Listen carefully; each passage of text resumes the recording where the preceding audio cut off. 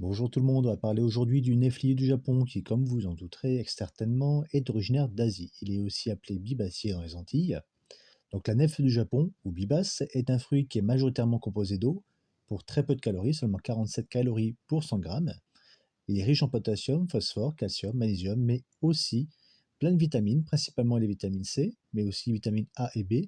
Et pour ajouter, il est riche en fibres, ce qui aide au transit, et en pectine, qui produit une sensation de satiété. Donc si vous avez un trop gros appétit, ce fruit, effectivement, peut vous aider à calmer celui-ci.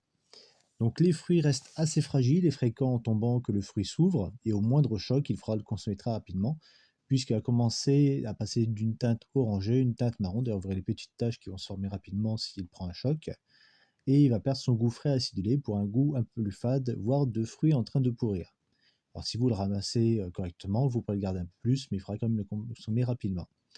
Il y a aussi un autre problème de ce fruit, c'est la tavelure, donc que l'on peut trouver sur certains fruits, qui va fournir au-dessus une chair assez fine entre la peau et le noyau, et qui va être beaucoup plus ferme.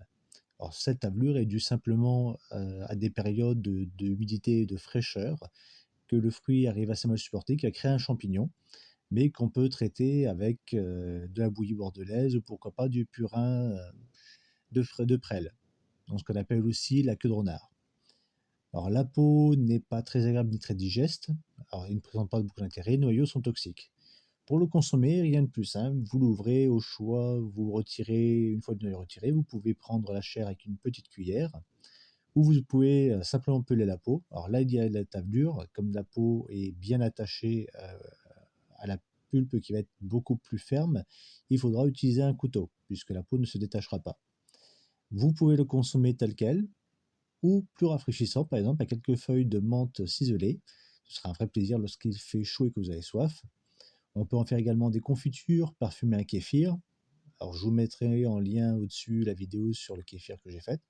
Alors, après, vous trouverez dans les shorts différentes vidéos de kéfir que je fais. Vous me suivez et vous verrez. Vous pouvez faire aussi une boisson apéritive parfumée, à consommer avec modération lorsque c'est une boisson alcoolisée, ou encore le faire sécher en coupant en fines lamelles. Et comme c'est un fruit qui contient beaucoup d'eau, son épaisseur va beaucoup diminuer, mais cela fera ressortir un maximum son sucre naturel et ses vitamines. Ça reste très agréable, ça fait un peu comme un fruit confit qui peut se garder assez longtemps une fois séché. Alors du moins un séchage naturel, ce que je fais, comme je le fais pour d'autres fruits, légumes et plantes, voilà, dont j'ai publié quelques vidéos, quelques shorts, et ça déshydrate naturellement dans les filets. Donc si vous n'avez pas vu la vidéo que j'ai faite l'an dernier sur le sujet, je vous mets aussi le lien au-dessus. Vous pouvez aussi utiliser les feuilles avec le vert le plus vif pour faire un thé avec un parfum de pomme, dont les vertus antioxydantes sont réputées au Japon. C'est un arbre qui est très facile à faire pousser, comme vous pouvez le voir. Certains noyaux que je sors des fruits sont déjà en train de germer. C'est en plus un arbuste qui résiste bien au froid, de -10, -15 degrés, qui fait des grappes florales à l'automne, ce qui est une bonne chose pour les abeilles qui trouveront une source de nourriture dans cette période où il y a peu de choses à les butiner, ce qui fait qu'il est facilement pollinisé et de produire de très nombreux fruits. Alors le cas échéant, il sera utile de supprimer quelques fruits pour éviter que que les grappes soient trop chargées et de pouvoir bénéficier de fruits un peu plus gros.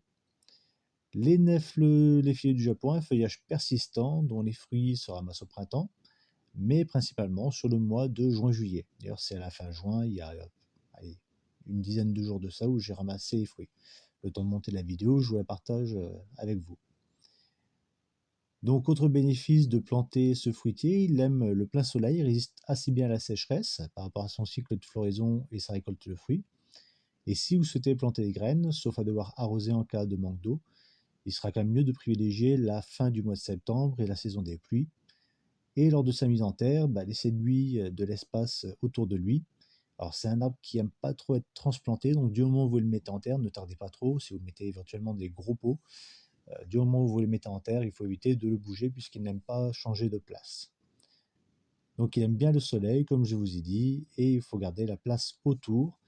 Et l'avantage de cet arbre, c'est qu'il est relativement facile à tailler pour prendre la forme que vous voulez. Alors ça peut généralement laisse pousser un petit peu sous la forme d'un parasol. Et alors l'avantage de le tailler régulièrement, de tailler facilement, c'est de pouvoir garder une forme qui vous plaît, mais aussi de penser à faire en sorte que les fruits soient accessibles au maximum sans utiliser d'échelle, puisque les branches, si elles sont assez souples, sont aussi facilement cassantes. Donc j'espère que si vous ne connaissiez pas cet arbre et ses fruits, que vous trouverez intérêt à celui-ci, et peut-être vous avoir incité à en planter dans votre jardin ou potager. Pour ma part, il trouvera sa place sur mon terrain et